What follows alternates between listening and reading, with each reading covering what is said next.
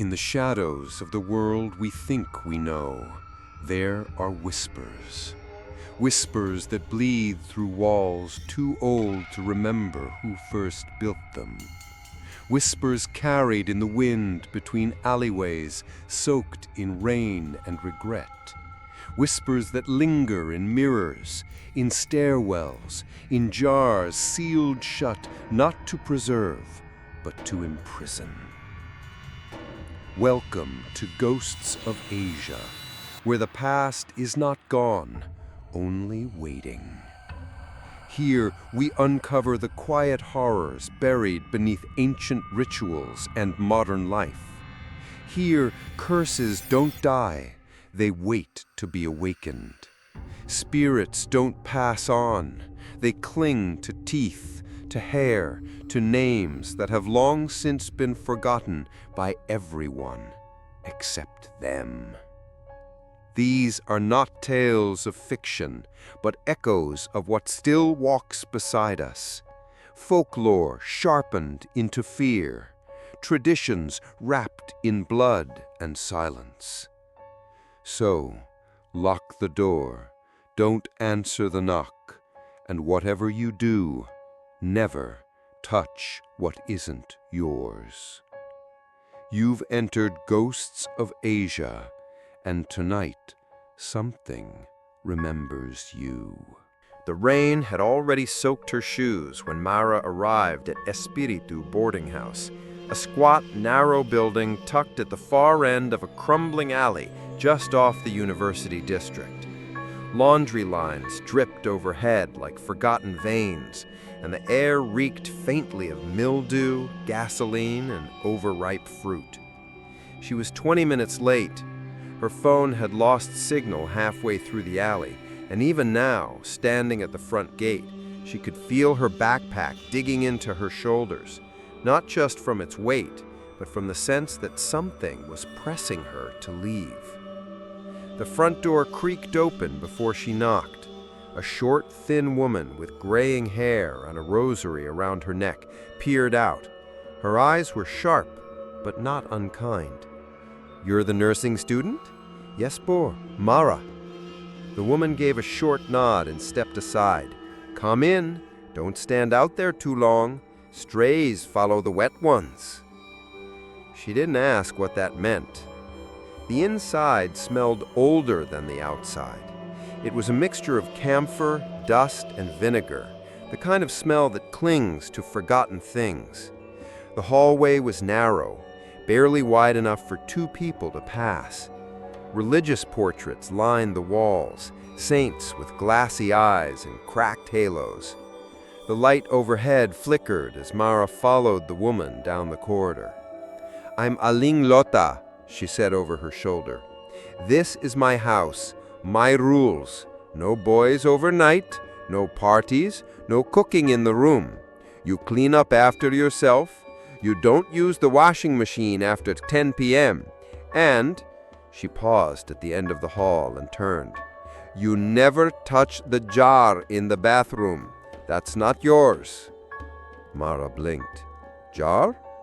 "You'll see it," Aling Lota said simply, then reached for a ring of brass keys from her pocket and unlocked a wooden door near the back of the house. "This one, last room on the left.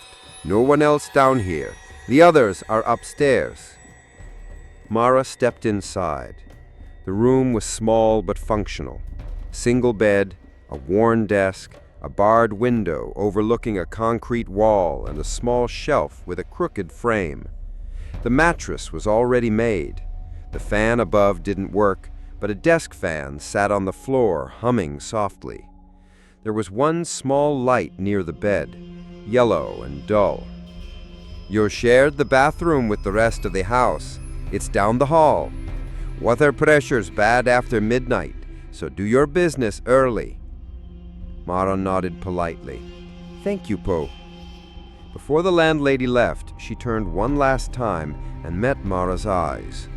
"The jar," she said again, voice slower now, "is not to be touched, not moved, not opened.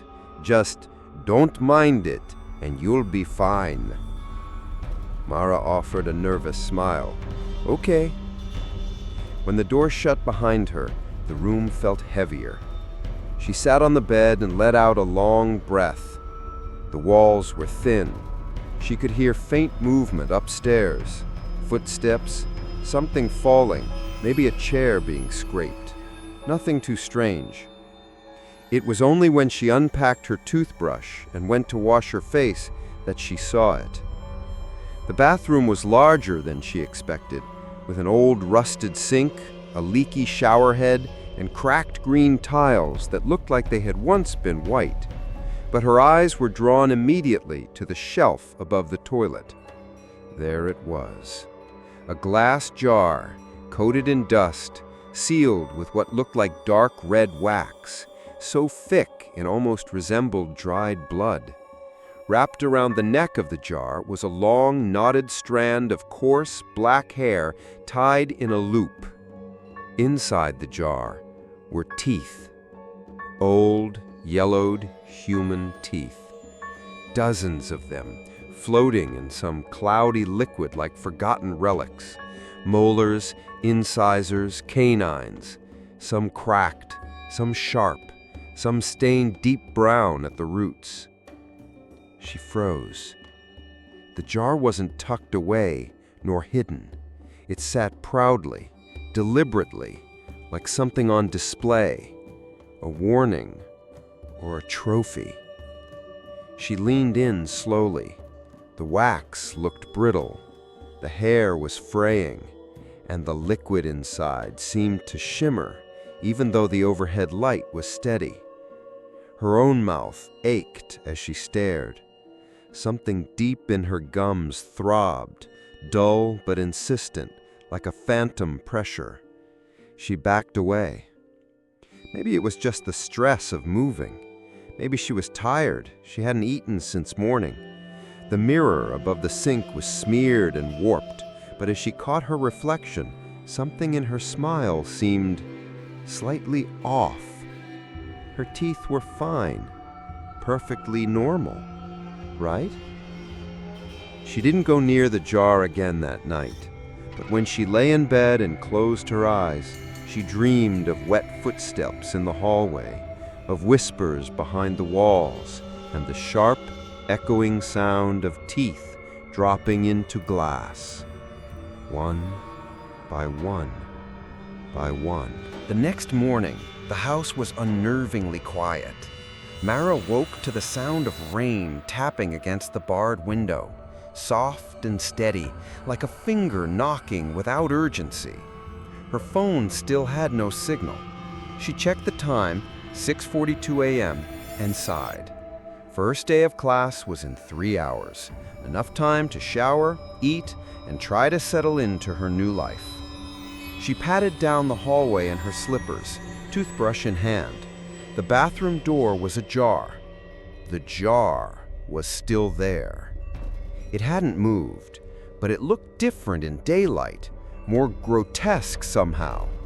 The teeth didn't just sit inside the glass, they leaned against it, as if pressing outward, as if waiting. Mara averted her eyes and turned on the tap. The water stuttered from the faucet with a metallic cough. Cold, always cold. She began brushing her teeth, counting in her head like she always did, 30 seconds per section, just like they taught her back in first-year hygiene. But midway through her upper molars, she paused. There was that feeling again, a pressure, like something heavy was pulling her teeth downward, but from the inside. Her gums throbbed, not sharply, but deeply, like the memory of a pain she hadn't quite lived through. It radiated into her jaw and settled in her throat. She spat into the sink and rinsed, but the ache lingered. Her eyes flicked up to the mirror. For a split second, she didn't recognize her own face. It was her, same round cheeks, same dark eyes, same fringe of bangs curling damply across her forehead, but her smile looked thinner, off-center, as if the left side of her mouth hadn't fully followed through. She tested it, smiled again. It looked normal now. She leaned closer, and there, just beneath the skin of her cheek, where her left dimple should be, was nothing. Flat. She laughed quietly to herself. Maybe she'd just lost weight. Maybe it was the lighting. Maybe her face was still puffy from sleep. That had to be it. Still, her tongue ran across her teeth as she left the bathroom, checking each one like she expected something to be missing. They were all there. For now. Downstairs, the other tenants were starting to stir. A boy with headphones passed her in the hall without a word. A girl was frying eggs in the shared kitchen, humming a pop song with no melody. No one looked her in the eye. Outside, the rain hadn't stopped. Mara pulled on her jacket and grabbed her backpack. She didn't tell anyone where she was going. She wasn't sure it mattered. The walk to the university was only 15 minutes, but it felt longer beneath the gray sky. Jeepneys passed her slowly, splashing puddles against her shins. She kept her head down and tried not to think about the jar. But by the time she arrived on campus, her gums were aching again. During class, she couldn't concentrate. The instructor was discussing dosage calculations, a topic she normally excelled in, but her notes were messy, her mind drifting. She kept thinking about teeth, about the sound they'd make in a glass jar. Click, clink, crack. She shook her head. This wasn't like her. She was logical, focused. Her mother always said she had the mind of a scientist. But even scientists could lose sleep. Even scientists could be haunted by something they couldn't explain. That night, she brushed her teeth again. She made the mistake of glancing into the jar as she rinsed. One of the teeth, an upper canine, was split down the middle, as if someone had driven a needle straight through it. The root was black. And it was resting against the glass, facing her, watching her. When she looked in the mirror again, she smiled once more to reassure herself. But this time, the dimple on the left side of her face didn't return. It was gone, as if it had never been there. She reached up to touch her cheek, expecting to feel the familiar curve, the indentation that had been hers since childhood. Flat. Empty. Her heart stuttered. She checked her phone. She scrolled through old photos. In every one, the dimple smiled back at her until the most recent. In the photo she had taken just yesterday while moving in, it was already missing. But she hadn't noticed. The ache in her gums pulsed harder now, hot and wet and angry. She backed out of the bathroom and closed the door. Hard. Something inside the jar rattled. She didn't sleep that night. Not because of nightmares, but because she was afraid of what she might not remember in the morning. The wind had picked up that night. It whistled through the gaps in the boarding house walls, slipped beneath door frames, and tapped gently at the window pane like a child asking to be let in. Mara lay stiff beneath her thin blanket, her eyes wide open in the dark, staring at the shadowed outline of the ceiling fan that no longer moved. She hadn't spoken a word since brushing her teeth, hadn't answered her classmate's message, hadn't eaten dinner. The ache in her gums had deepened into something dull and constant, like her bones had begun humming with tension, like her body remembered a pain that her mind refused to name. The jar had stayed in the bathroom, exactly where it always was, exactly where it was supposed to be. And yet, it had followed her, not with movement, but with weight, a presence, as though it had left an echo lodged behind her ribs, as though some part of her had become tethered to it, and she didn't know which. Around midnight, Mara finally drifted into a shallow sleep, but her rest was not silent. In her dream, she stood in the hallway of Espiritu boarding house. The lights overhead flickered violently, casting spasms of shadow across the cracked walls. The door to the bathroom was ajar.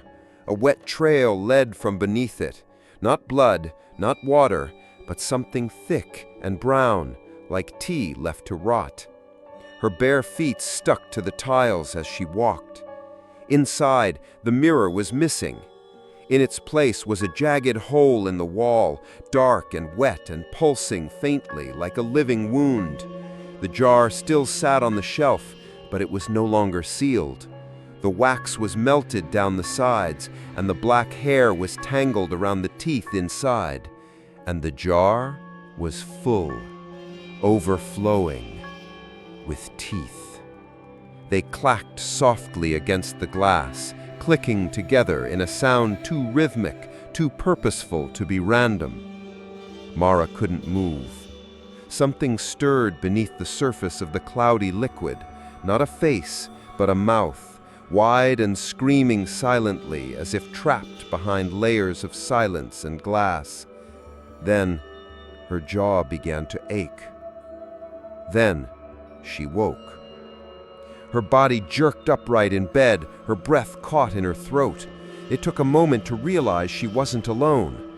There was a pressure behind her teeth, a thick, hot throb that pulsed with each beat of her heart. Her tongue felt too big for her mouth. Her lips were dry, cracked. She reached up and wiped her face and froze when she saw her hand. Blood. Thin streaks smeared across her fingers, not from a nosebleed, from her mouth. She bolted out of bed, heart hammering, and stumbled toward the bathroom. Her slippers slapped wetly against the hallway tiles. Her hand trembled as she flipped on the light. She looked into the mirror and screamed. It was her mouth, but wrong. The corner of her lip was torn, dried with blood. Her gums were raw, red. One of her molars was cracked straight down the middle, not loose, not aching, just broken, like a piece of pottery dropped without sound. She opened her mouth wider, fingers trembling as she touched the tooth. The nerves screamed at her touch, not from infection, but from something deeper, as though it wasn't pain from injury, but pain from violation. Something had reached inside. She reeled back and saw it. On the edge of the sink. Her pillowcase. She hadn't brought it with her, but there it was, soaked and torn, resting beside the faucet. On top of it, a single, bloodied molar. Her own, still warm. She looked toward the jar. It hadn't moved. The wax still sealed the lid, but one new tooth, white, fresh, human, pressed against the glass from inside. And this time, she was sure, it hadn't been there before. She backed away, slowly, never taking her eyes off it, until she was in the hallway again. She turned, ran to a room, locked the door. Then she cried, not out of fear, but out of something worse. Recognition.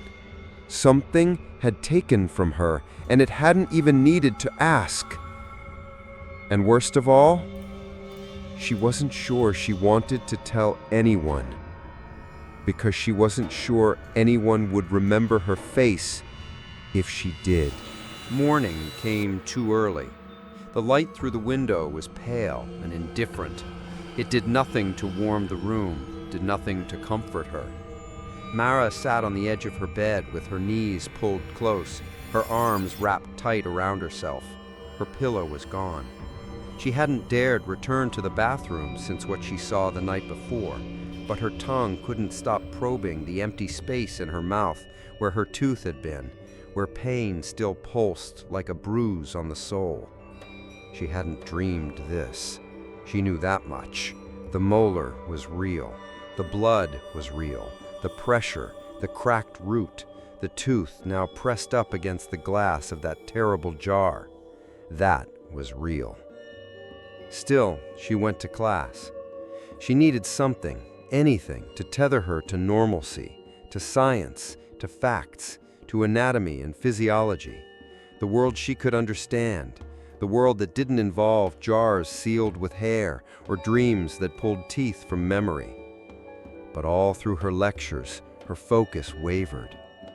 Every time someone smiled, she looked at their teeth. Every time someone laughed, she thought of what it would sound like with their mouth full of broken glass.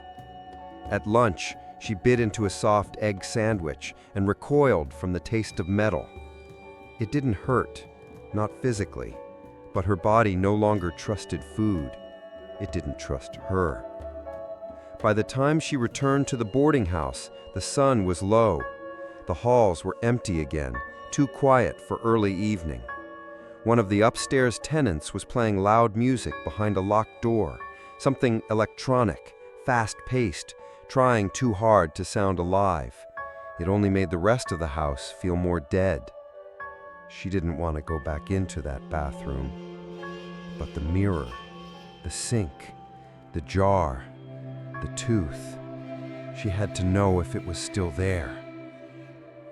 Mara stepped quietly down the hall. Her fingers hovered above the doorknob. And for just a moment, she heard it. A sound so faint it might have been imagined. A whisper, not from behind the door, but from inside the jar. A voice like air forced through closed lips, like breath trapped behind stone. She opened the door. The bathroom smelled faintly of vinegar and rust, same as before. The mirror was still cracked in the corner, the sink still stained, and the jar still sat where it had always been. But now, something was different. The wax around the lid had begun to split. Thin lines, like fractures in dried clay, spidered out from the center seal. One section near the back had peeled slightly, as if something inside had pressed upward, trying to escape.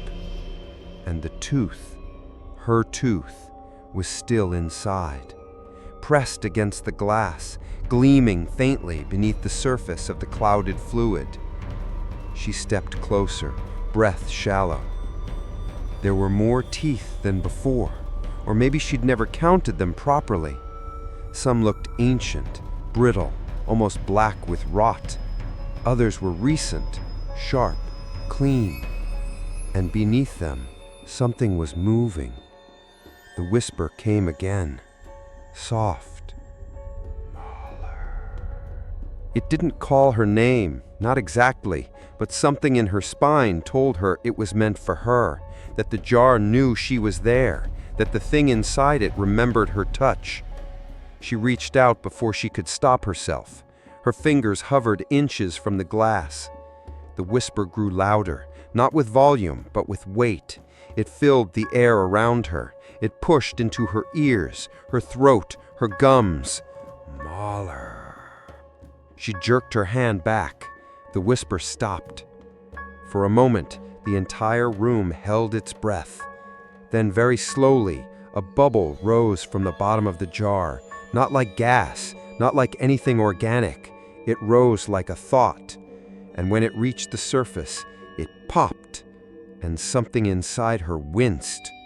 Her mouth flooded with a cold taste, iron and wax and something sour, something like bile. She ran, back to her room, slammed the door, locked it. She didn't sleep that night, but she did cry. Not for her tooth, not for the whisper, not even for the strange, slow terror curling around her throat like smoke. She cried because she could still hear the whisper, even now, faintly, even with the door closed. It wasn't coming from the jar anymore. It was coming from inside her mouth. The next morning, Mara woke to the sound of silence. Not quiet, silence. The kind that feels wrong, too thick, too complete. She sat up slowly, every muscle stiff, every nerve aware of her mouth before anything else. The empty space where her tooth had once lived still pulsed like it remembered being torn out. Not a wound, more like a vacancy, a room no longer occupied. She hadn't slept so much as drifted in and out of half-dreams, floating in memories that didn't belong to her, blurred flashes of fingers gripping iron, mouths screaming without sound, a face in a mirror that looked like hers but older and emptier. She avoided the bathroom that morning, didn't brush, didn't look. Instead, she left the house early and wandered the university library long after her classes were done. She found herself searching for books that had nothing to do with nursing, books on folk healing, on albuliaros and mangkukulams, on rituals passed down in whispers and never written down. She didn't know what she was looking for, but she felt pulled. The internet wasn't much help. Most forums were filled with half-truths, urban legends, or blog posts buried in aesthetic filters and ghost emojis. But one post, buried deep in a locked student message board, caught her eye. Do not rent room number 9 at Espiritu. She forgets faces. No username, no replies, no timestamp. She stared at the screen until the library lights flickered and she realized it was already past 7 p.m. Back at the boarding house, the front door was slightly ajar. The hallway was darker than usual, a power outage maybe. The other tenants were quiet again. No voices, no music, just the creak of the house breathing around her. She walked straight to her room, but when she passed the mirror in the hallway, the old dusty one just before the stairs, something made her stop. The mirror was cracked across the middle, streaked with a faint gray film, probably from years of humidity. But something behind the glass caught her attention, a slight bulge behind the frame, like the wood had been forced back into place after something was slipped behind it. She hesitated, then reached up and gently pried at the frame's edge. It came loose more easily than she expected. Behind it, pressed between the glass and the backing board, was a folded photograph. She pulled it out. It was old, yellowing at the edges, but the girl in the picture couldn't have been from that long ago, maybe 2-3 years at most. She wore a nursing uniform, hair tied in the same tight bun Mara wore for her hospital rotations. She was smiling, standing near the same hallway Mara now stood in, and around her neck was Mara's necklace, a small silver charm in the shape of a star, one of a kind, a gift from her aunt, something she always wore, something no one else could have had. Mara's breath caught. She looked closer at the girl's face. The same nose, the same eyes, and the same dimple on her left cheek, the dimple Mara no longer had. She staggered back. Her heart pounded in her ears, not from fear, from recognition, from the sickening feeling of looking at yourself in a photo you had no memory of ever taking. She ran to her room, slammed the door, tore through her drawer, pulled out her phone, scrolled through her photo gallery. The oldest pictures were there: childhood, high school, college orientation. But then, a gap. Dozens of photos she remembered taking, group selfies, hospital snapshots, her room in her last apartment, were gone, vanished, and the ones that remained were changing, subtly. In one, her smile looked off-center. In another, the lighting had distorted the shape of her jaw. In one photo, she had no dimple at all, but she remembered having one that day. She opened the photo from the mirror again. stared into the girl's eyes, her own eyes, and knew. The girl in the photo had lived here, in this room before her, and now she was being replaced, piece by piece, tooth by tooth, smile by smile. Mara looked at her reflection in the darkened window, lit only by the soft flicker of the hallway bulb, and for the briefest moment, she saw the girl from the photo standing behind her. Not a ghost, not a vision, just waiting. Mara didn't sleep, not even the drifting kind, not even with the light on. She sat on the floor of her room, the photo of the other girl in her hand, the necklace around her neck suddenly heavier than it had ever felt. The silence in the house was no longer just stillness, it was pressure, a kind of thick, watching quiet, as if the very air around her was listening, waiting, measuring. At around 3 a.m., her eyes started to sting from exhaustion.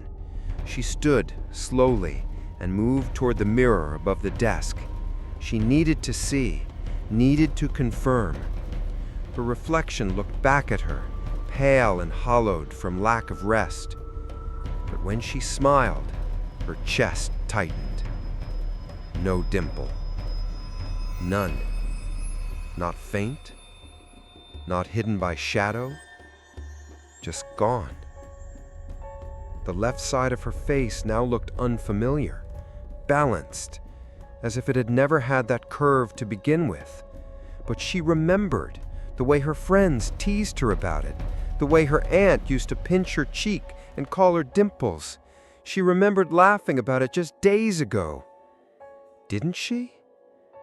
She opened her gallery again, searched for photos where she'd been smiling. And suddenly, there weren't many. The further she scrolled, the more faces looked off, slightly blurred, as though the digital files were degrading pixel by pixel. In one picture, taken on her last birthday, the left side of her face was blank, smoothed out like a poorly edited filter. She should have felt panic, should have screamed, but instead she felt numb, like grief, like the slow realization that something has been taken from you. Not all at once, but piece by piece, until you can no longer remember what it felt like to be whole. Her phone buzzed with a notification. A classmate. "Hey Mara, were you at lecture today? Didn't see you." She blinked. She had been there. She remembered sitting through 2 classes, taking notes, watching the professor drone on. She remembered the clicking of her pen, the way her chair rocked slightly because the leg was uneven. But no one else did? She checked her attendance app. Her name had been marked absent. She checked the class group chat. Her name wasn't tagged in anything. Her previous messages were still there, but no one had replied to them for days. A cold thought crept in. What if she had been present, body in the room, eyes forward, breathing, thinking, but people had stopped seeing her? Not because she was unremarkable, but because something had started unraveling her, because something wanted her forgotten.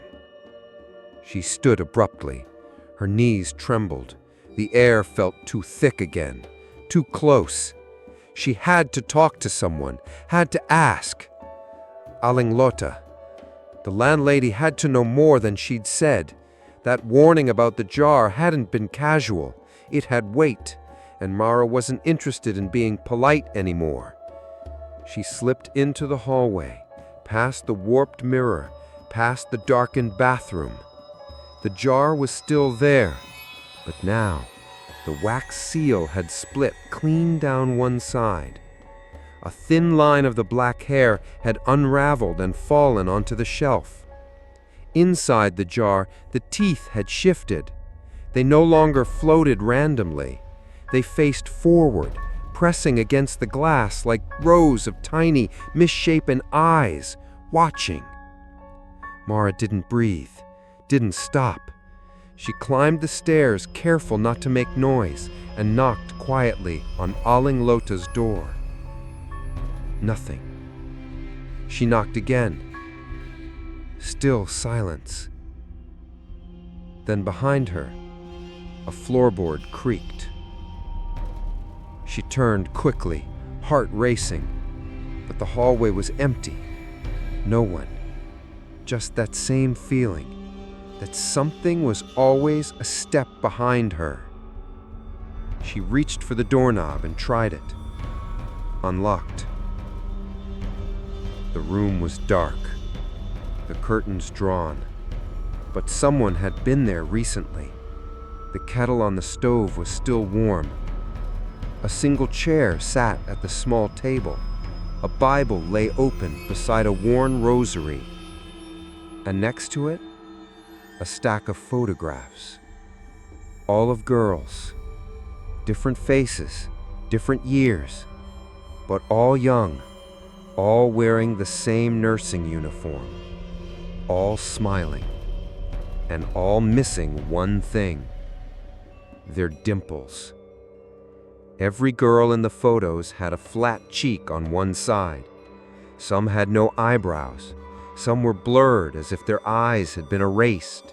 And in every single photo, they were holding something small, a necklace, a bracelet, a phone that wasn't theirs. Something Mara now owned. She turned to the mirror in the corner. Her reflection stared back at her. Only now, her eyes looked slightly different. Just a fraction, just a shade, but wrong, like they'd been borrowed from someone else. And in the back of her mind, the whisper returned. Not from the jar this time, not from her mouth, but from inside the mirror, calling her forward, calling her by a name she didn't recognize. By the time the sun rose, Mara felt older than she was. She had left Aling Lota's room in silence, gently closing the door behind her, her hands trembling and empty. She had taken nothing.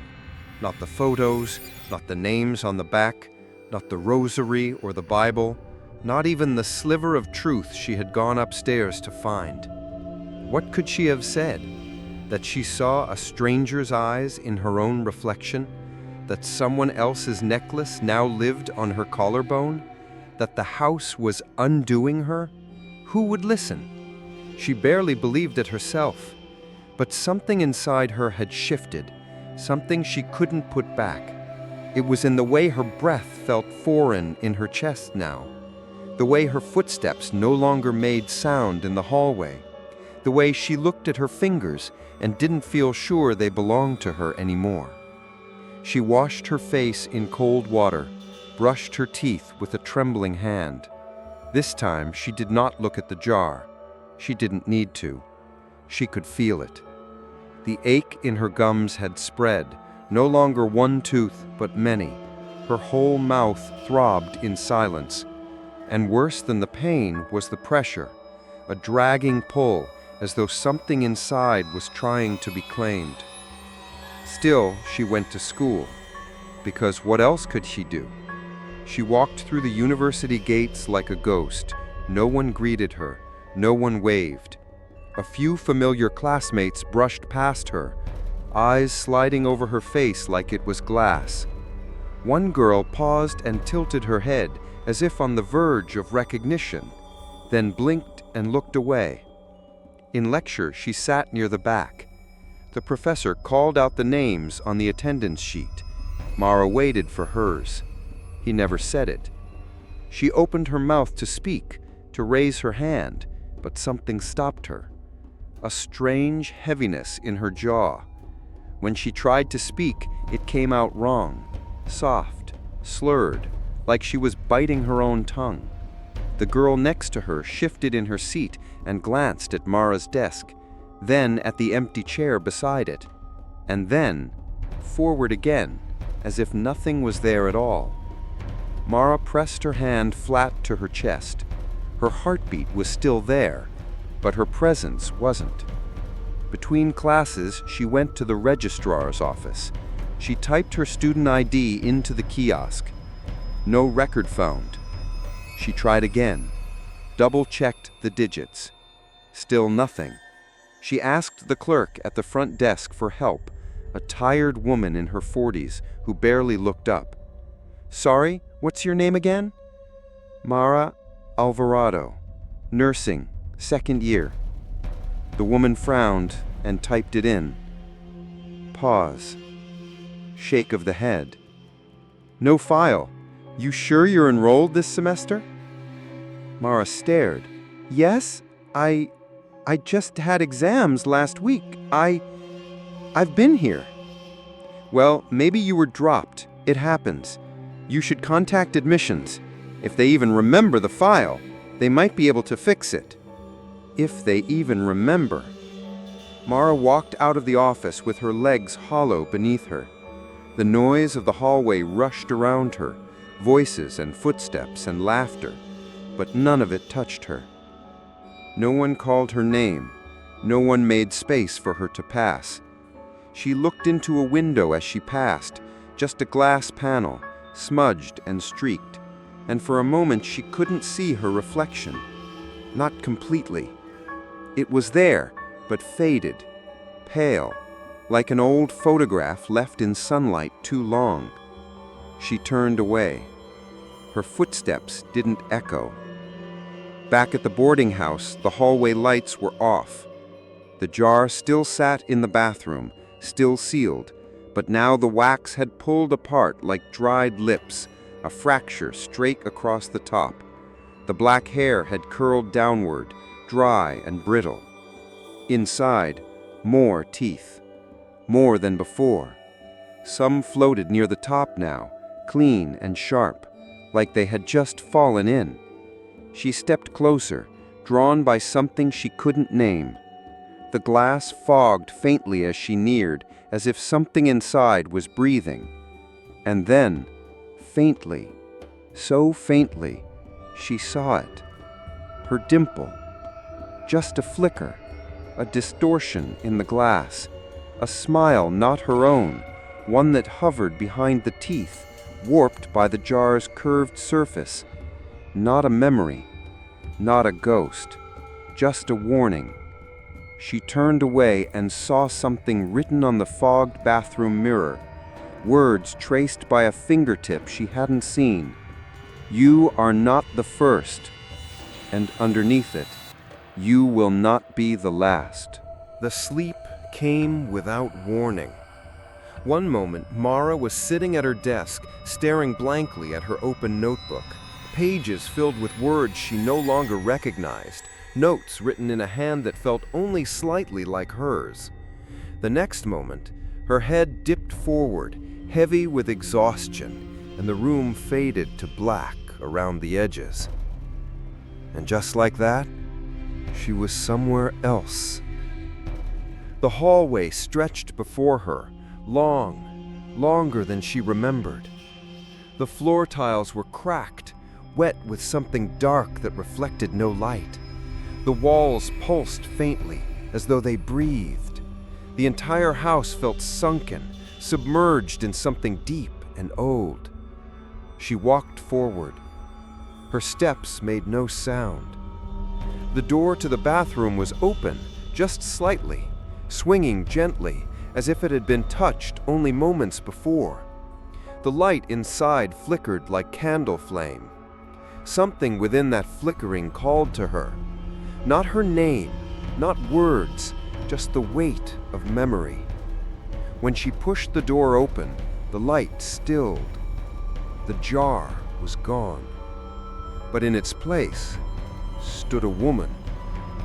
Thin, pale, her back to Mara, wearing a long, stained nightgown that clung to her like a second skin.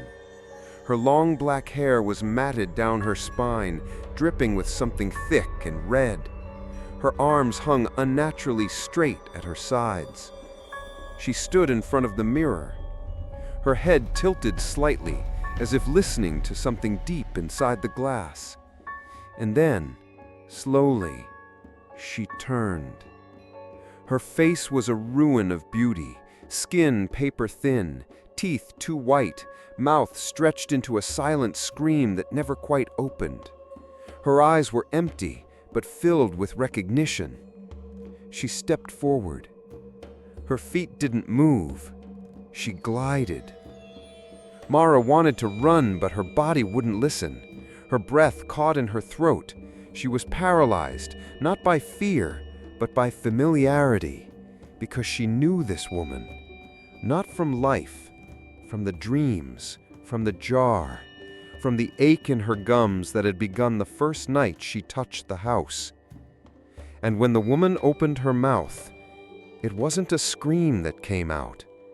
It was a memory, a sound. Crack! The noise of pliers on bone, of something being forced loose. Mara's jaw throbbed in sympathy.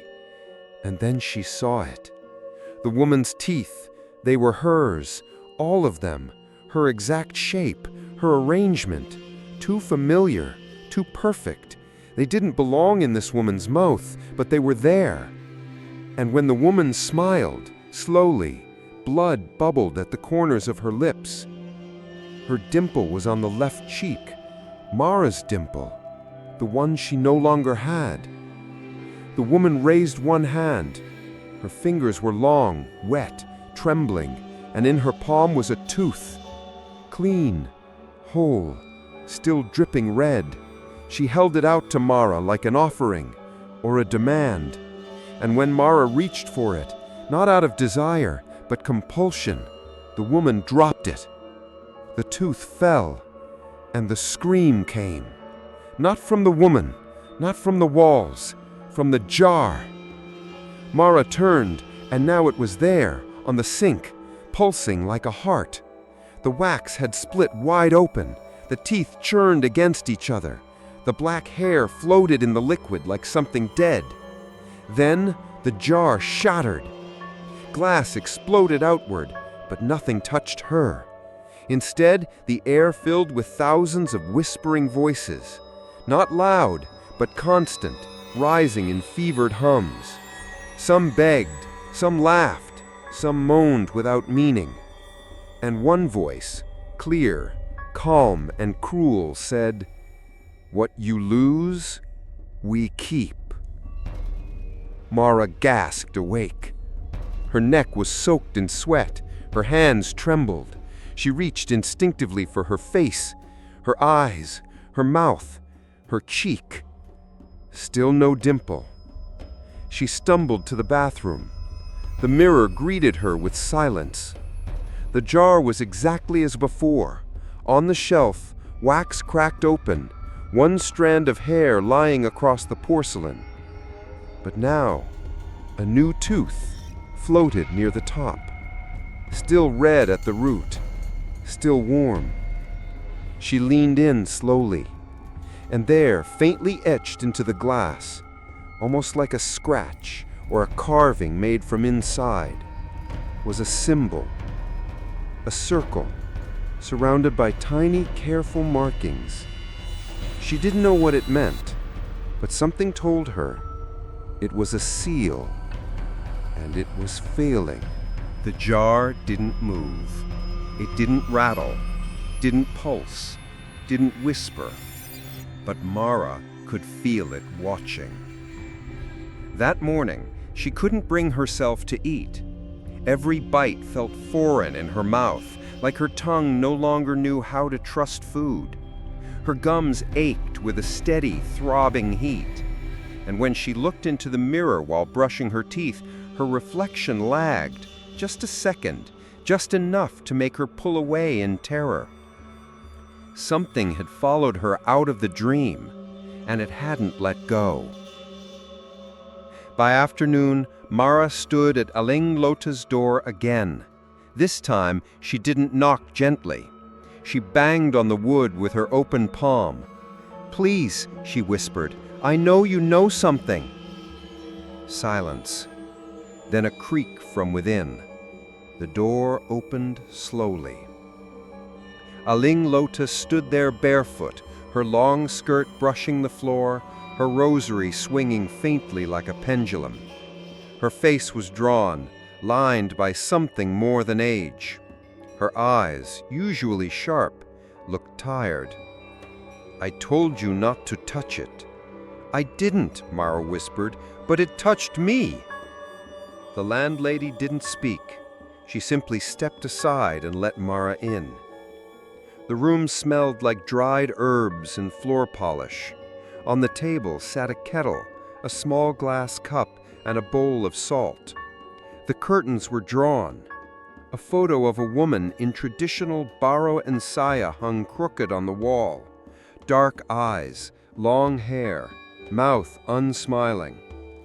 "My Lola," Aling Lota said, seeing Mara glance at it. "She was a Mangku Kulam." Mara sat down slowly. "The jar, it belonged to her?" The old woman nodded once. "She was powerful, feared, respected. People came from provinces away to beg her for justice when the law failed, when lovers lied, when husbands cheated, when people disappeared and no one cared. She believed in balance, in repayment." "And the jar?" Mara asked. "What is it?" She looked away, as if speaking the words might awaken something. "She couldn't always punish the guilty outright. Some sins hide, some sinners run, so she collected pieces of them, things they left behind, a hair, a name, a tooth." Mara's blood turned cold. "Teeth?" She believed a tooth holds memory. It holds voice, identity. It's part of what speaks, what eats, what betrays. When someone crossed her, someone truly wicked, she didn't curse them to die. She cursed them to forget themselves, slowly, quietly. Mara swallowed hard. "The jar is a prison?" "It's a silence, a holding place. Each tooth inside is tied to a curse, but a curse needs power. It feeds on energy, proximity, attention, memory. It must be sealed, or it grows restless." "And now it's unsealing?" Mara said. Her voice trembled. "I didn't do anything. I just moved in." The landlady stared into her teacup. "It's been weakening for years. Too many people pass through. They don't believe. They laugh. They take photos. They whisper in the mirror. One girl tried to throw the jar away. What happened to her?" The landlady's mouth pressed into a thin line. "She's still here." "Where?" "She doesn't have a name anymore. She doesn't speak, doesn't eat. She just stares. I had to send her home, but her mother says she doesn't remember how to open doors." Mara looked down at her hands. "The photo in the hallway, that girl, that was her, wasn't it?" Aling Lota nodded. "And the necklace he wore in the photo?" "It's yours now," the landlady said softly. "But it was hers." Another nod. Mara's voice dropped. "What happens to people who live too close to it?" Aling Lota closed her eyes. "They lose what they shouldn't.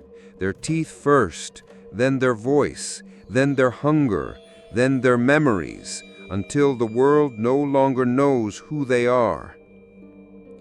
Mara felt as if the room had tilted. "And no one can stop it?" "The only way," the landlady whispered, "is to seal it again. Truly, permanently." "How?" She hesitated. "The jar needs a final offering, a piece of identity willing to bind the others. but no one's ever offered freely. Mara stared at her. You mean it has to be given, not taken? Yes. Her voice was a tremor in the dark. But if you do, you may not be you anymore. And if you don't, the jar will keep feeding. The curse will keep spreading. Mara looked down at the floor, thought of her face, her smile, her dimple, her name on the attendance sheet, already fading. She whispered, "How many people?" Alinglota didn't answer. She just opened a drawer. Inside it were dozens of photographs, yellowing, warped, all women, all students, some smiling, most not. And in every single one, their eyes were familiar because they were hers. That night, the rain didn't stop. It lashed the windows like claws, dripped steadily through the ceiling cracks, and filled the house with a sound like teeth chattering in a cold mouth. The lights flickered once, twice, then held steady but dim, as if the house itself were conserving energy for something that had yet to come. Mara didn't sleep. She sat on the edge of her bed, clutching the photograph of the girl who had come before her, the one with her necklace and her dimple and her smile. The face in the picture had already begun to fade, not just from age, but as if memory itself had started to wear thin across the surface. She had no appetite, no sense of time. The day had passed in silence, like a ghost moving through a world that no longer registered her. And inside her mouth, something shifted. Not pain, not ache, movement. As though the teeth she had left were rearranging themselves, subtly just beneath the gum line, as though they were making room. For what? She didn't know. She stood, finally, and walked the hallway like someone walking through a dream. The shadows were longer than they should have been. The house was too quiet, even for night. The bathroom door was open. The jar waited. It no longer looked dusty. In fact, it looked cleansed, as if the air around it had been stripped of moisture and time. The crack in the wax seal had widened. One of the black hairs had fallen completely, curling like a dead vine against the porcelain shelf. And inside, something stirred. The teeth had floated closer to the top now. A few were pressed directly against the glass, perfectly arranged, like a smile frozen in water. A full set, almost complete. Almost. She stared at them, and then leaned in, and there, through the swirling liquid and the faint shimmer of fog, she saw it. A face, not a reflection, not quite hers. It was as if her features had been smeared into someone else's, the jaw too wide, the eyes too deep, the smile not hers, but familiar, someone else's memory clinging to her bones. She opened her mouth slowly and watched the image in the jar mirror her perfectly, except the smile in the jar had more teeth. Too many. She stumbled back. Her heel caught the edge of the bathroom rug and sent her tumbling into the hallway. Her shoulder struck the wall with a dull thud, but she didn't cry out. She couldn't. She tried to scream. Nothing came out, not even a whisper. Panicking, she scrambled up and round to her room, slammed the door, locked it. Her breathing was ragged. Her tongue scraped along her teeth, counting, checking. Still there. Still hers. But when she whispered her name, Mara, it didn't sound right. The word sat wrong in her mouth, like a lie, like she was mimicking someone else's name without knowing what it meant. She looked in the mirror, smiled, and for a moment, her reflection smiled after she did. That night, the dreams returned. The woman from before stood beneath a leaking ceiling, arms outstretched, mouth open not in scream, but in invitation. Her gums were raw, her tongue black, and in her hands she held a jar that bled at the edges, the wax no longer sealed, but peeling like skin. Behind her, teeth floated in the air like stars, spinning, whispering, and Mara could feel herself drawn into them. Not her body, but something deeper, the part of her that remembered who she was, the part that knew what it meant to be someone. She reached for her own face in the dream and felt nothing, just smooth skin, no lips, no teeth, no voice. Only silence. She woke to blood on her pillow again. Not much, just a smear, a warning. This time, no tooth had fallen, but one was loose, and the jar was nearly full.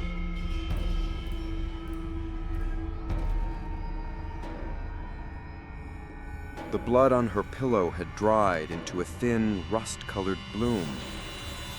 Mara stared at it for a long time before she moved. Her tongue cautiously explored her mouth, gently pressing against the molars. One on the right side was loose, not completely, but enough to feel the subtle wobble with each breath. It didn't hurt. That was the worst part. She rose slowly, walked to the mirror above her desk and stared. Her reflection blinked back, quiet and dim, like an image at the bottom of a well. She smiled, flat, no dimple, no warmth. Her lips didn't even part fully, as if her own mouth no longer understood how to make the expression. She tried again, wider this time. Her gums felt tight, her cheekbones hollow. The person in the mirror looked like her, but not quite, not enough. She left the room in silence.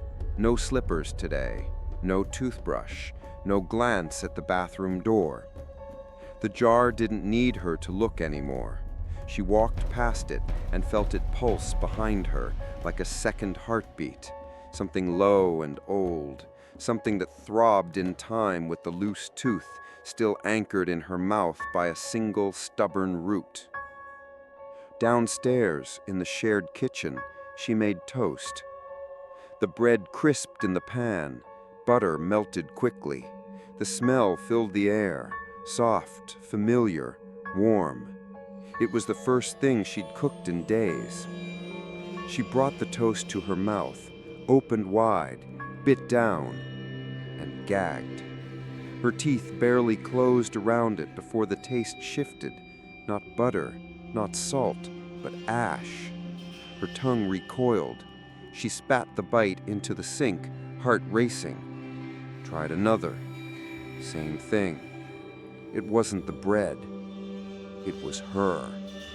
She could no longer taste food. She could no longer chew without nausea.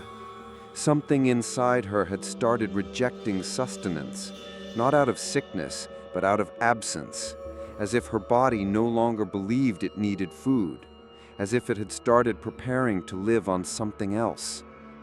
She dumped the rest into the trash, stomach twisting not from hunger, but from dread. Back upstairs, she sat on her bed and forced herself to speak. "Hello." The word came out thin, brittle, lacking weight. "Hello, I'm Mara." It sounded false, like something she was practicing for a role she didn't remember auditioning for. She recorded herself on her phone, played it back. What she heard made her skin crawl. The voice was hers, technically, but it had no center, no resonance, like it was coming from a hollow vessel. Like someone had taken her tone, her pitch, her breath, and copied it into a shell. She spoke again, slower this time. "I am Mara. I am 21 years old. I study nursing at... She stopped. She couldn't remember the name of the school. It slipped from her mind like water through a cracked jar. She looked through her bag, pulled out her ID. Except it wasn't there. Not in the pouch. Not in her wallet. She dumped the contents of her bag onto the bed. Nothing. Not even a school pin. The papers she found, her syllabus, her notes, had no name. Her handwriting was there, familiar loops and angles, but nowhere did it say who she was. She looked around her room. There were fewer things than she remembered. Her favorite sweater was gone. So was the framed photo of her and her aunt from graduation. Even the bottle of perfume she always kept near the window. Gone. Her desk drawer was nearly empty. Not because she cleaned it, because she was being cleared. Piece by piece, her voice, her food, her face. The reflection in the mirror barely reacted anymore. It moved when she did, but sluggishly, like it was struggling to keep up. And when she smiled, truly smiled, just to prove she still could, it looked wrong, asymmetrical, cold, not haunted, hollow. She stepped into the hallway and looked down toward the bathroom. The door was ajar. The jar waited on the shelf. One more tooth floated near the top. And when she leaned closer, she saw her reflection inside the jar, clearer than the mirror behind it. But this version of her was grinning, wide, and its smile was full, perfect rows of teeth, all hers, all taken. Mara sat alone in the university's computer lab, the soft hum of machines surrounding her like a low whisper. The room was half empty, filled with students tapping away at keyboards, scrolling through research, reviewing notes. No one looked at her. She didn't expect them to anymore. The air conditioning rattled overhead. She typed her name into the student portal for the 5th time that week. Mara Alvarado. Nursing. 2nd year. Her fingers hesitated before pressing search. No results. Again. She double-checked her spelling, tried her student ID number. The system pulsed, loaded, and returned a blank page. No errors, just emptiness, like she had never existed. She leaned back in her chair, breath catching in her throat. Her reflection stared back at her from the dark computer screen. Faint, distorted, the image of someone almost familiar. Almost. She turned to the girl beside her, a classmate from pharmacology. Mara remembered her name, Camille. She remembered sitting next to her during orientation, sharing notes during lab. "Camille," she whispered, "do you remember me?" Camille paused, turned slowly. Her brows pulled together, polite confusion on her face. "I'm sorry, have we met?" Mara's stomach sank. "Yes," she said, her voice thin. "We sat together last semester in Professor Reyes's class. We shared answers for the midterm." Camille shook her head, apologetic. "I think you're confusing me with someone else." She turned back to her screen. Mara sat frozen. Then she stood, walked out of the lab. No one looked up, not even the receptionist at the front desk, who usually nodded when she passed. This time, her eyes slid right over Mara's body, like light over glass, like something invisible. She left campus, took a jeepney to the administration building across the city, the main records department, her last hope. The building was quieter, older, the paint on the walls peeled in soft curls. A fan turned slowly in the corner. The woman behind the counter didn't smile when Mara approached. "I need to access my student record," she said carefully. It's not showing up online." The woman raised an eyebrow. "Name?" "Mara Alvarado." She typed. Her fingers clacked against the keyboard. Pause. "No listing." "Student ID 28091732, Mara added quickly. "Nursing, batch 2023. More typing. Another pause. The woman looked up, mildly annoyed now. "We don't have anyone by that name." "That's not possible," Mara said, trying to keep her voice from shaking. "I submitted my enrollment form in June. I passed the August exam. I have a schedule. I have professors." "Miss," the woman interrupted, not unkindly, "if you weren't processed properly, there's nothing we can do. Sometimes applications disappear when there are errors in the system." "But I've been attending classes." "Then you need to speak with your department. We only keep final records." Mara's fists clenched at her sides. "Can you check one more thing?" The woman sighed, but nodded. Mara slid a piece of paper toward her, a photocopy she had taken of her original enrollment form.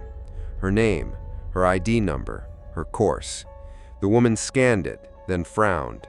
Her lips moved silently as she read, and then she froze. "What is it?" Mara asked. The woman turned the paper around. "I don't know where you got this, but this file was flagged." "Flagged?" "For removal. A week ago." "Why?" The woman didn't answer, just looked at her, really looked at her for the first time, and her expression began to shift. Something like confusion or unbelief. "Have we met?" the woman asked suddenly. Mara's voice caught. "Yes," she whispered. "We sat together 2 days ago. You told me to come back. I was wearing the same shirt." But the woman was already shaking her head. "I'm sorry. You must be thinking of someone else." Mara left the building slowly, like someone walking out of a dream. The sky was low and gray. The city looked distant, blurred at the edges. People passed her on the sidewalk. Some brushed her shoulder. Some nearly walked through her. No one said sorry. No one saw her. When she reached the alley near the boarding house, she passed a group of students chatting on the corner. One of them glanced up, looked directly at her, and didn't blink, didn't speak, just stared, and then turned back to his group like she'd never been there at all. Back in the boarding house, the hallway was darker than before, the air heavier. The jar was waiting. The wax seal had split cleanly now. A curl of wax clung to the lid like peeling skin. 3 strands of black hair had fallen to the floor. Inside, a full set of teeth gleamed in cloudy liquid. 28, maybe more. And near the surface floated a tooth with a gold filling. Mara's. She didn't remember it falling out, but she remembered the filling. She opened her mouth, ran her tongue across her molars. There was a gap now. She hadn't noticed it until this moment, and yet she wasn't surprised, because something inside her already knew. She was no longer being forgotten. She was being replaced. It was raining again when Mara knocked on Aling Lota's door. This time, she didn't wait for an answer. She stepped inside quietly, like a daughter entering a room she was no longer welcome in, but needed anyway. The lights were off. Only the soft glow of a candle lit the space, flickering against the walls like shadows remembering how to dance. Aling Lota was sitting at the table. Her eyes were already on Mara. "You shouldn't be here," she said softly. Mara said nothing. She simply closed the door behind her and sat across from the old woman. "The records are gone. The university, my ID. People don't see me anymore." Aling Lota didn't react. Her hands moved slowly, deliberately, folding a piece of black cloth in her lap. "It's taking you," she said. "I know." Silence. Mara looked at the flame. "Tell me the truth. All of it. No riddles." The old woman sighed, then nodded and began. My Lola, she said, was born with a cleft tongue. The midwife said she would never speak, but they were wrong. She spoke early, clearly, and not always in ways that were welcome. Mara leaned forward, listening. She heard things, Alinglota continued. Voices in the soil, names hidden beneath graves. When she was 13, she stopped eating meat, said the animals remembered their pain. When she turned 20, her mother died suddenly. Some say from fever, but I think from shame. Why shame? Mara asked. The old woman looked up. Because my Lola became the last Mangkukulam in our province. She didn't choose it. The power chose her. It always does. And the jar? Alinglota's eyes darkened. She began making it when she was 30, slowly, carefully. She called it Lalagyan ng Alala, the memory vessel. She said every curse she cast left behind a residue, energy, echoes, and they needed a place to go. Otherwise they would wander, multiply, devour. So she stored them, Mara said quietly, in teeth. The old woman nodded. She believed teeth were the last part of a soul to decay, that they remembered the voice that carried them, the lies they spoke, the screams they made, the promises they broke. Mara felt something cold slide down her spine. She didn't kill with the jar, Alinglota went on. That wasn't her way. She used it to silence, to strip the wicked of what they had used to harm others, their face, their voice, their ability to be remembered, a slow unmaking, not out of vengeance, but justice. But I haven't done anything, Mara whispered. I didn't lie. I didn't hurt anyone. Alinglota's mouth trembled. I know. Then why is it taking me? Because the seal is cracking, and cracked things don't know how to hold boundaries anymore. Mara swallowed hard. The seal is the wax? Yes, wax mixed with ash and hair, from my Lola and from others who offered their names to keep the jar closed. Mara's voice was barely a whisper. And the hair? Each strand belonged to someone willing to bind a curse, sacrifice a piece of their self so others would not be taken. She looked at Mara with something between sorrow and fear.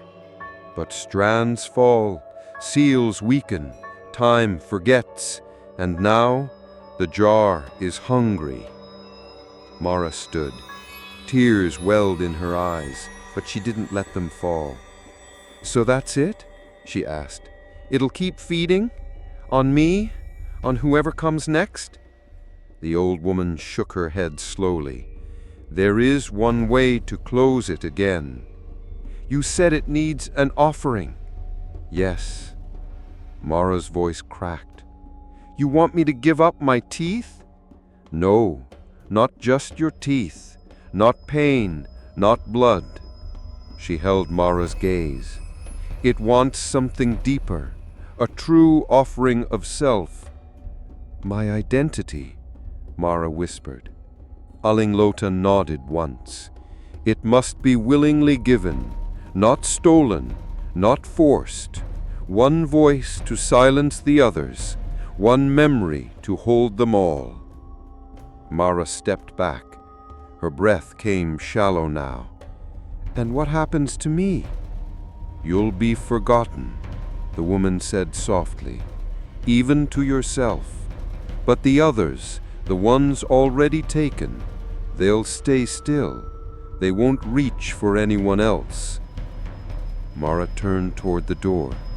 But before she left, she asked the question she had been afraid to speak since the beginning. How many teeth are in the jar now? Alinglota's voice came slowly. 31. Mara froze. She knew that number. There are 32 adult teeth in the human mouth. She opened her lips slowly, counted the emptiness with her tongue. There was only one left. The house was still. Not quiet, not anymore. Still, like it had stopped breathing, like it was listening. Mara moved through the hallway like someone descending into water. The air felt thicker now, denser. Her skin tingled at the edges, her body alert to something unseen. She didn't need to glance toward the bathroom to know the jar was watching. Its presence followed her like a shadow inside her bones. She didn't sleep that night, not because of the fear. She had passed fear. She stayed awake because she needed to see it for herself. The place Alinglotta never mentioned. The small door beneath the stairs. The one she had always assumed was just a supply closet. She had noticed it before. Chipped paint, old padlock, untouched. But now she saw what she hadn't seen before. The strands of hair. Not many, just a few, curled and brittle, wedged between the doorframe and the lock. Human, black, familiar. She hesitated, then reached out. The padlock was old, rusted. She didn't need a key, just pressure. It snapped open with a sound like a cough. She pulled the door slowly. It creaked, screamed softly on its hinges. Beyond it, darkness and stairs. Narrow, steep, bending to the left as they descended below the house. She didn't bring a flashlight. She didn't need one. There was a faint glow already waiting, as if something below had been lit long before she arrived. Step by step, she descended. The walls narrowed. Moisture clung to the stone. The further down she went, the colder the air became. But it wasn't the cold of the outside world. It was the cold of something sealed, preserved. The stairwell opened into a room.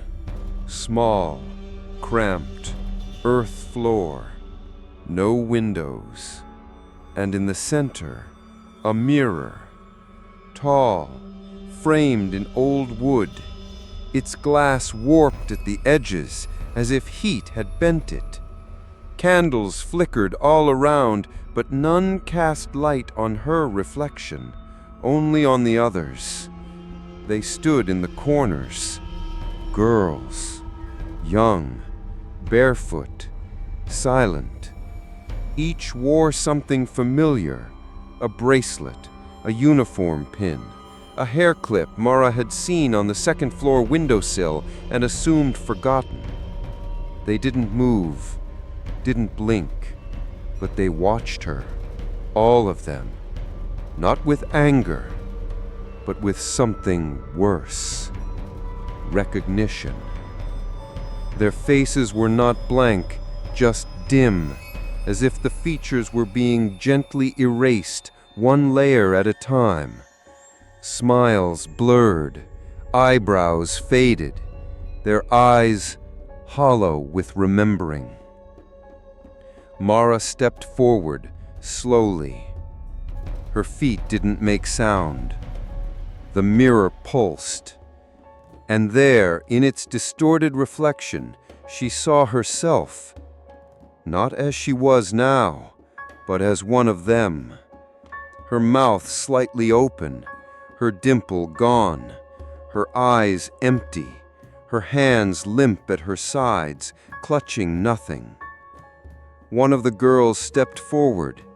She held out a small object, a photo, worn, edges torn, half faded. Mara took it. It was her, standing in front of the university gates. But her face was gone. The image had smeared, as if time no longer wanted to remember who she was. Mara turned. The girl stood silently again, waiting. One by one they began to raise their hands, and inside each palm a tooth. Some small, some broken, some gold. 31. Mara clutched the photo tight against her chest. Her voice caught in her throat. They weren't trapped, not in chains, but in forgetting. They had become the memory that sealed the jar, not alive, not dead, but held, preserving the silence, the curses, the grief. She looked back at the mirror.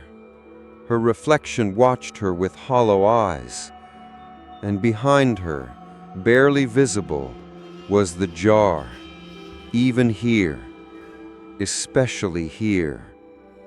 The seal didn't just live in the bathroom, it lived beneath the house.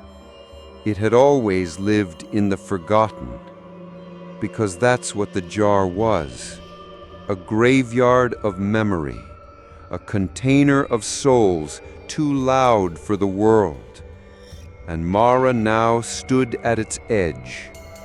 31 had fallen. 1 remained. Her fingers brushed her front tooth. Still solid, still hers. But for how long? Mara stood in front of the mirror for a long time that night. Longer than she meant to. Longer than she should have. The surface was fogged from the bathroom's damp air, but she didn't wipe it clean. She let it blur, let it breathe, let it watch her. Because that's what it was doing now. Watching, measuring, mimicking. Her hand trembled as she touched her cheek. The spot where her dimple had once lived was smooth, foreign, unfamiliar. She smiled, slowly, and her reflection smiled back. But not at the same time. Not quite. There was a delay. Half a second, a twitch behind the glass, a stutter like a bad signal trying to catch up. She leaned in closer. So did it. And yet, something in the eyes was different. Not darker, not brighter, just off. She blinked once. So did it. But the feeling didn't leave. She left the bathroom and returned to her room in silence, closed the door, sat on her bed, staring at the floor. She was unraveling. Not metaphorically, literally. Every piece that made her Mara had begun to drift away. Her voice was barely hers. Her smile had shifted. Her favorite foods tasted like ash. Her name vanished from every file, her face from every photo, her memory from every person who once called her friend. And now, even her reflection was slipping. She reached for her phone, opened the camera, turned it to selfie mode.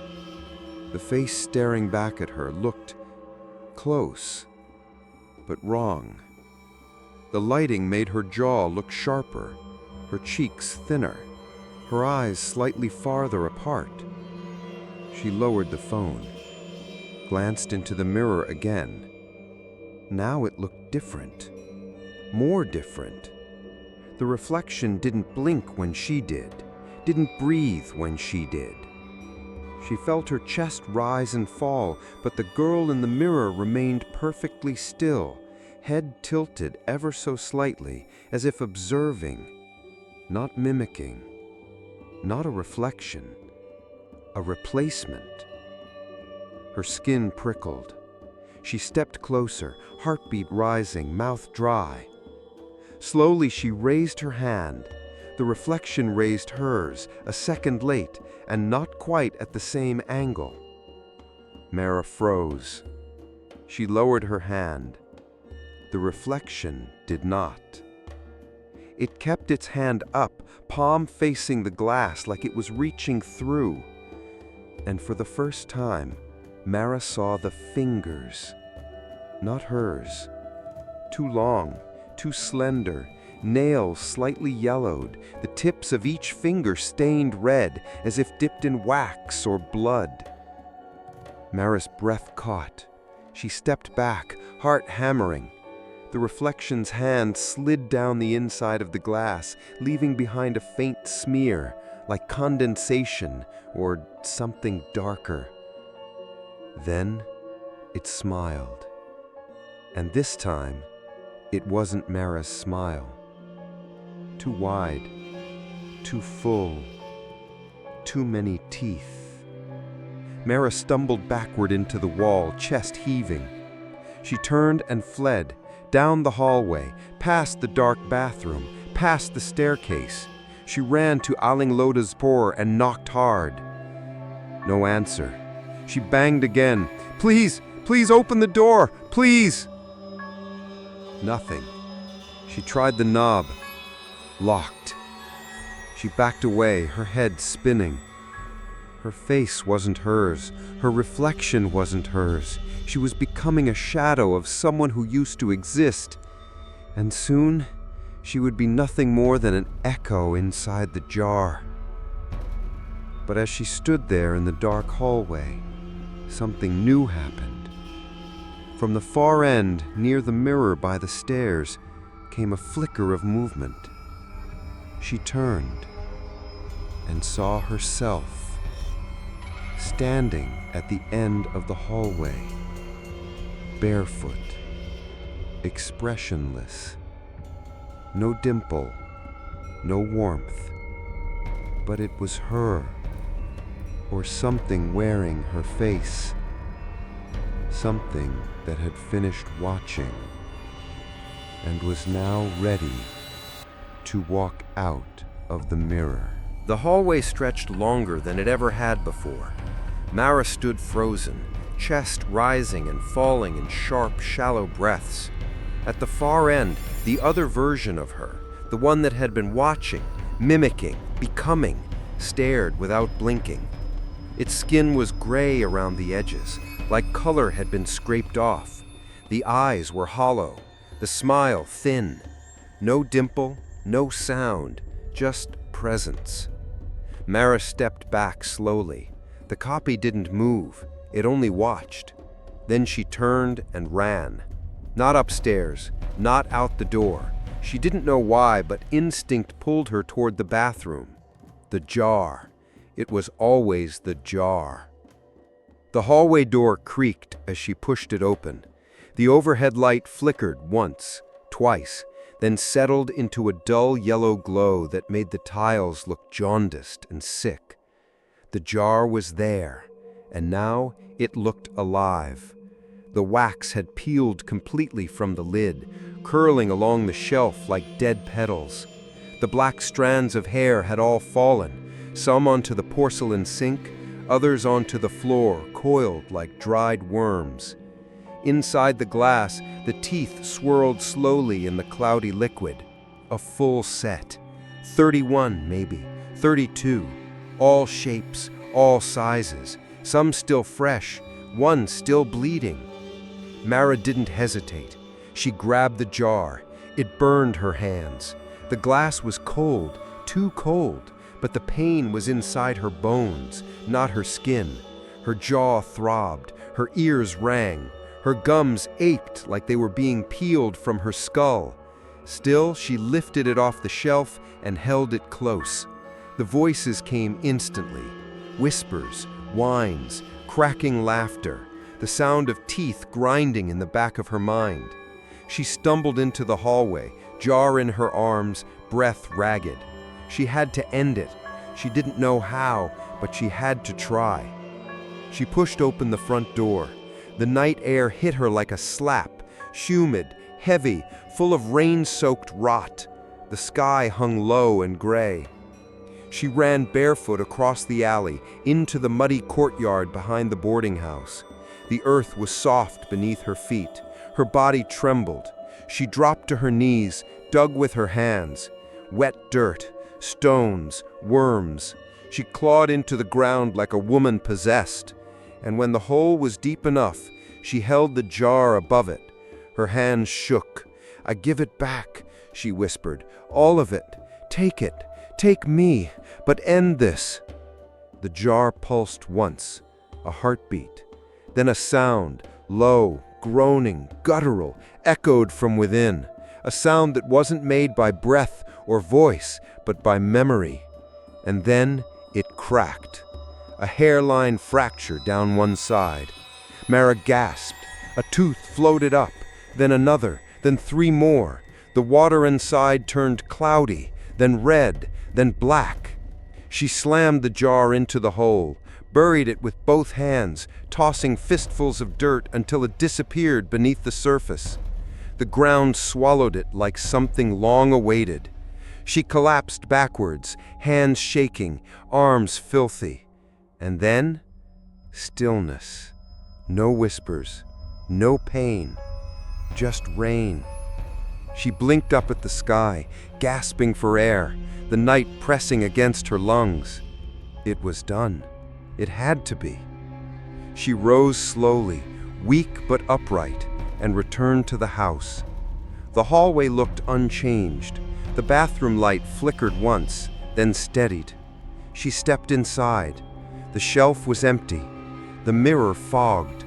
Her reflection returned, and for the first time in days, she saw her face as it had once been. Her eyes, her cheeks, her lips, her dimple. A small smile tugged at the corner of her mouth. Still hers, still there. She leaned in close, and then the mirror cracked. A sharp, jagged line split the center of the glass, and through it, from somewhere far behind the reflection, she heard it. A scream, muffled, mangled, interrupted. Then silence, then nothing. Mara stepped back. Her heart slowed, and for the first time since moving in, the house exhaled. The house was quiet. For the first time in weeks, Mara slept. Not deeply, not without dreams, but the kind of sleep that feels like floating just beneath the surface, weightless, unanchored, as if her body had become a leaf drifting down a stream that no longer knew its name. She woke to birdsong, faint, distant, like something trying to remind her that the world still existed. Her room looked unchanged. The walls still cracked, the air still humid, the ceiling fan still unmoving.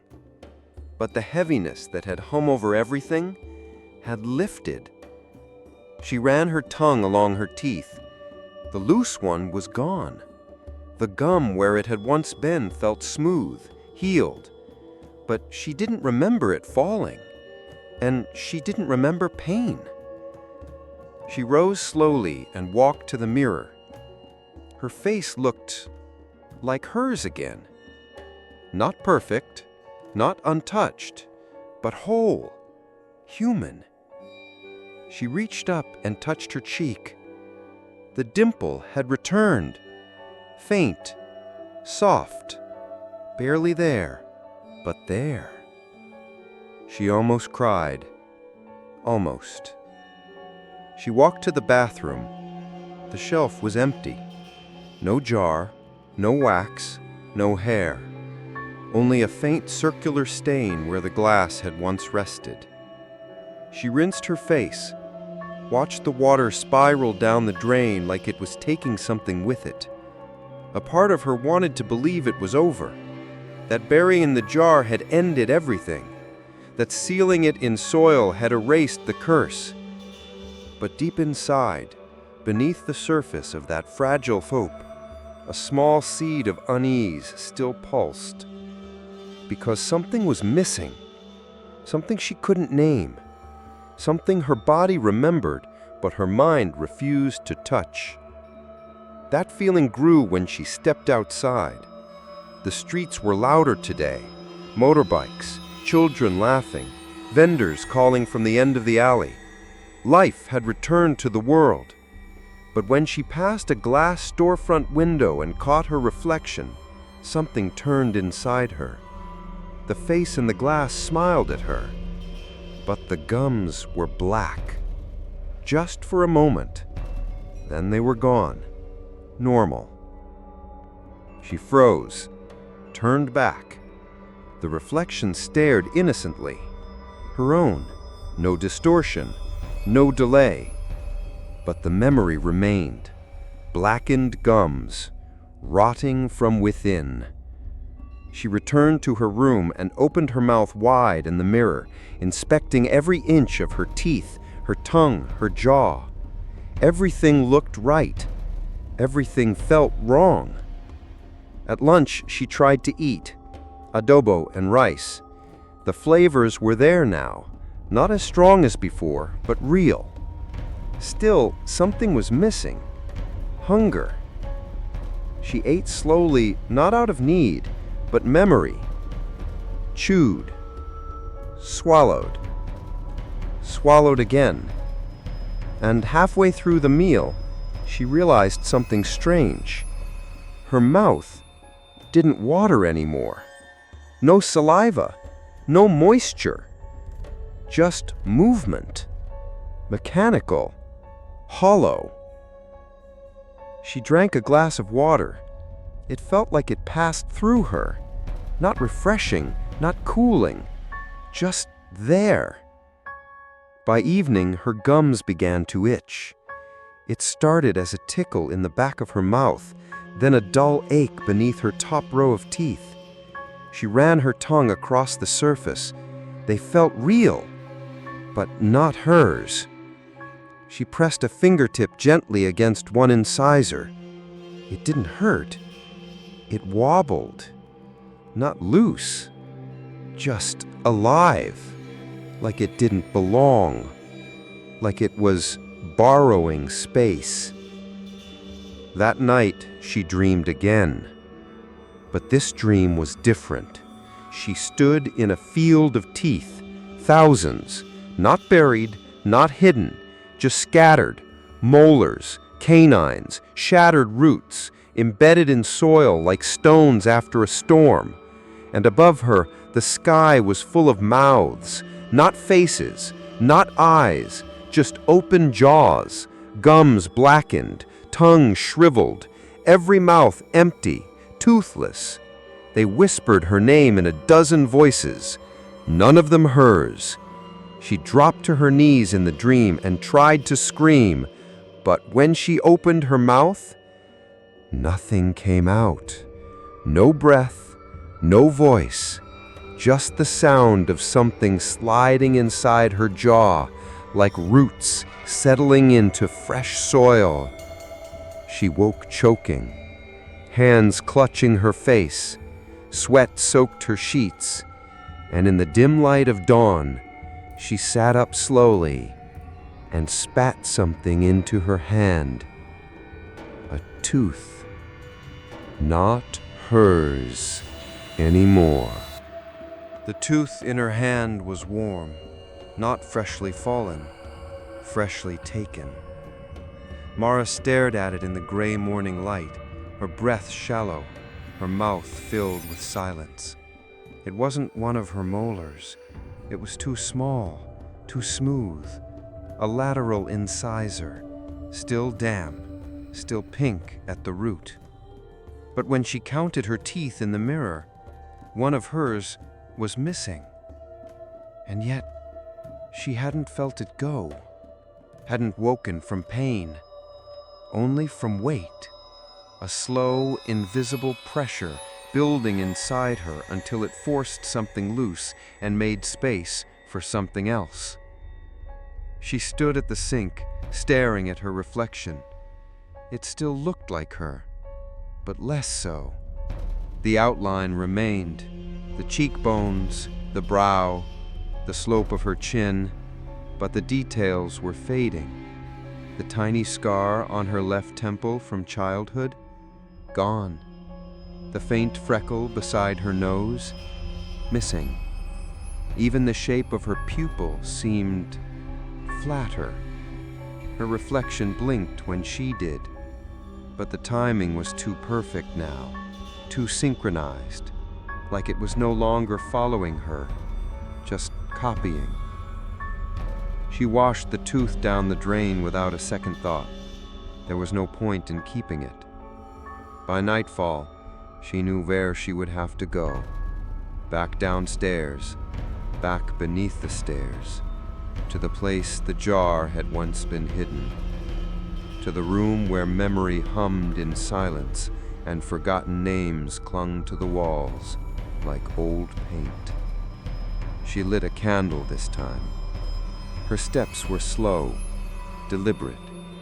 She descended the stairs one final time, barefoot, the flame flickering in her hand. The room hadn't changed. The mirror stood untouched, but the air was heavier now, thicker, as if the house had begun to exhale everything it had ever swallowed. And in the center of the dirt floor, partially unearthed from the ground where she had buried it, the jar, whole, uncracked, full, no wax, no hair, just glass, gleaming, cold and clear. The teeth inside the jar were packed so tightly that some pressed up against the lid. They no longer floated. They waited, and in the center of the jar, suspended in the murky fluid, was her face. Not a reflection, not a metaphor. Her actual face, fully formed, floating in the silence, eyes closed, lips slightly parted, skin pale and smooth. A mask, a memory, a placeholder. Mara dropped to her knees. She reached toward the jar with a shaking hand, unsure if she was trying to lift it or smash it. Before she could decide, the whisper returned, soft, inside her ears, inside her bones. We are complete. Her fingers hovered inches above the glass. The teeth began to vibrate, not visibly, internally.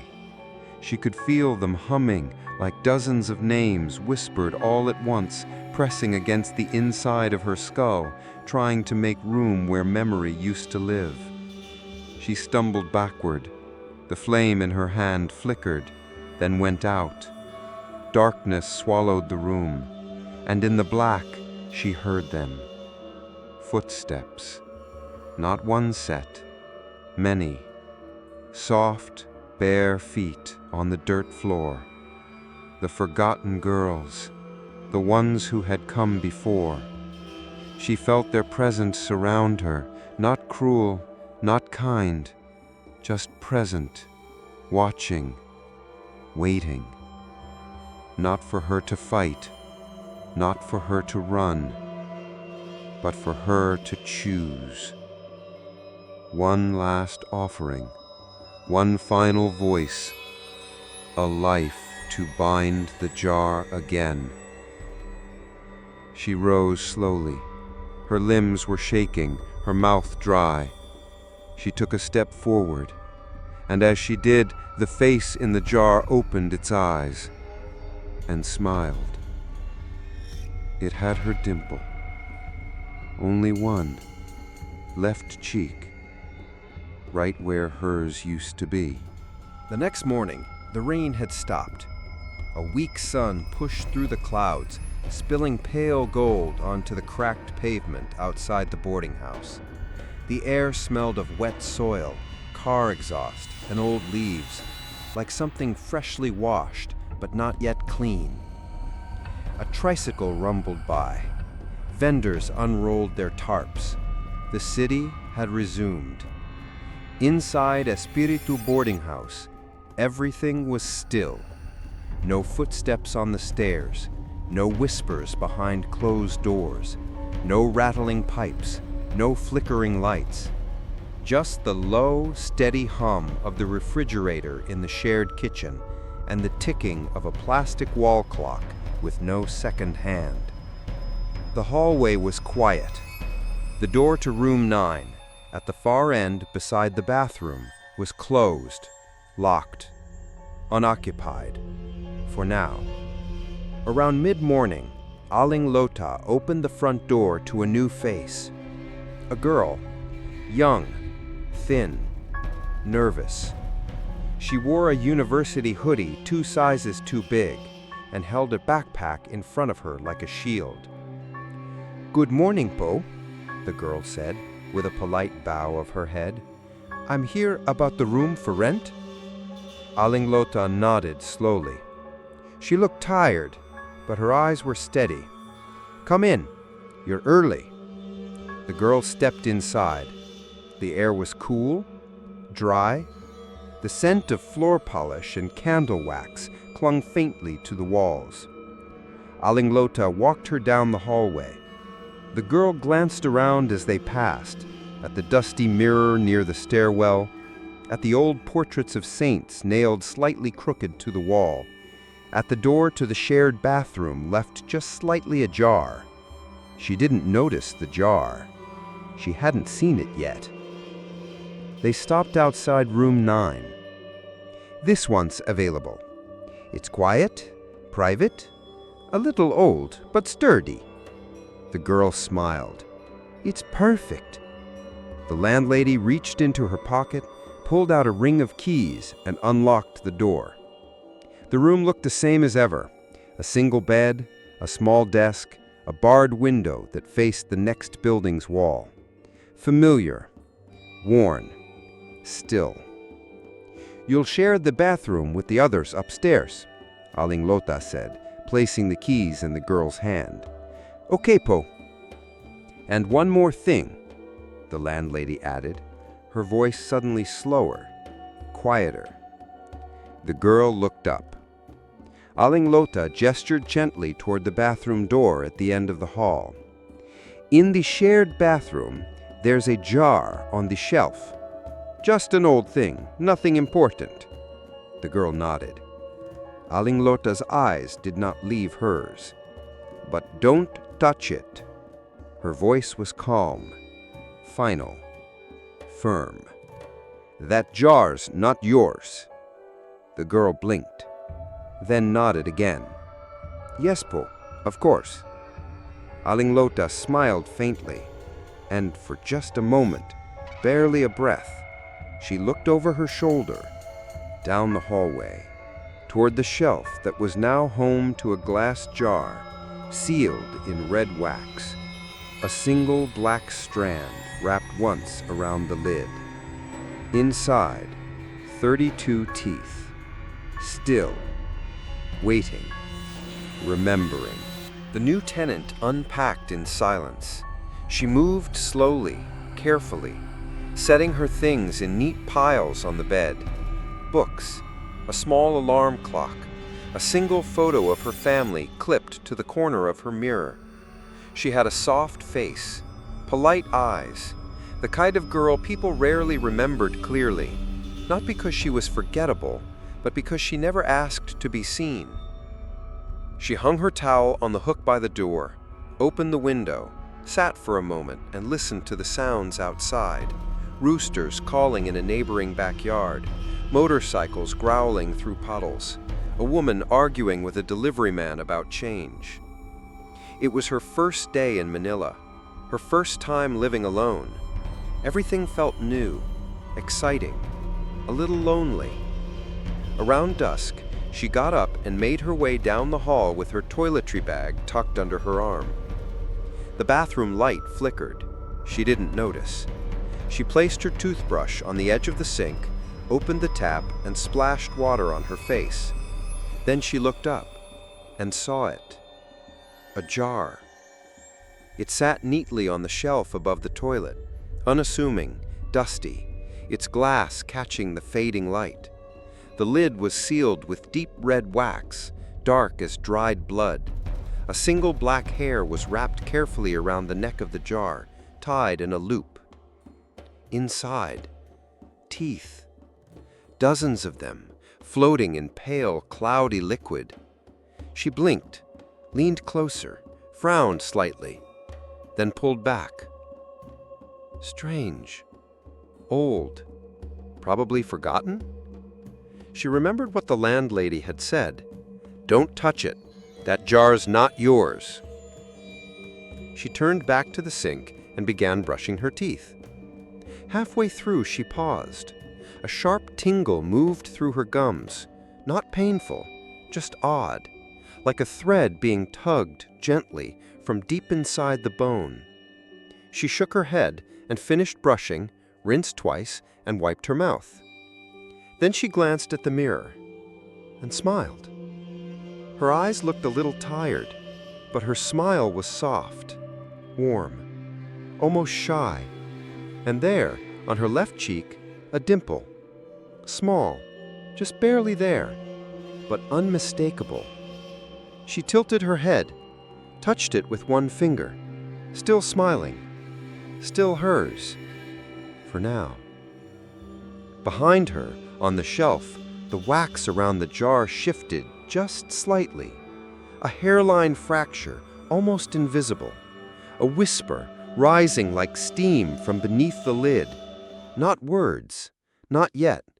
Just breath, just memory, just the sound of something waking.